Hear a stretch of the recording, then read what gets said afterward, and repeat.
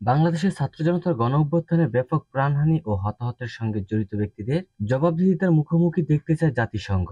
মঙ্গলবার জাতিসংঘের নিয়মিত ব্রিফিংয়ে ছাত্র জনতার আন্দোলনে ব্যাপক প্রাণহানি এবং হতাহতের ঘটনা প্রসঙ্গে করা এক প্রশ্নের জবাবে একথা বলেন মহাসচিব অ্যান্টোনিও গুতেরেস মুখপাত্র স্টিফেন ডুজারিক। ব্রিফিংয়ে জাতিসংঘের স্থায়ী সংবাদদাতা মুশফিকুল ফজল আনসারী জানতে চান, মহাসচিবের চিঠির জন্য আপনাকে ধন্যবাদ যা আপনি উল্লেখ করেছেন এবং এই সংকটময় সময়ে বাংলাদেশ যখন স্থিতিশীলতার দিকে এগিয়ে যাচ্ছে তখন সমর্থনের প্রস্তাব দিয়েছেন।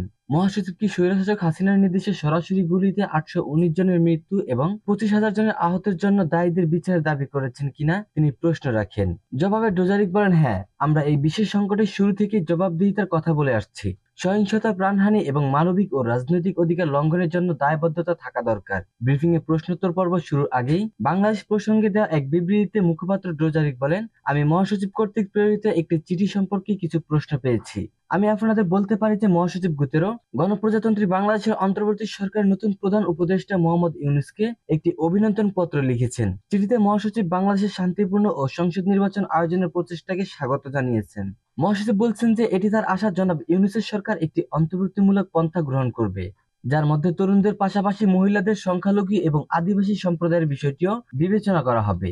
গুতেরেস যোগ করেছেন যে তিনি সকল নাগরিক এবং বিশেষ করে সংখ্যালঘুদের পূর্ণ সুরক্ষা নিশ্চিত করতে বাংলাদেশের অন্তর্বর্তী সরকারের উপর নির্ভর করছেন। বিশেষ করে মিয়ানমারের অবনতিশীল পরিস্থিতির পরিপ্রেক্ষিতে রোহিঙ্গা শরণার্থীদের মঙ্গল নিশ্চিত করতে জনাব ইউনূসের প্রতি জোরালো আহ্বান জানিয়েছেন মহাসচিব।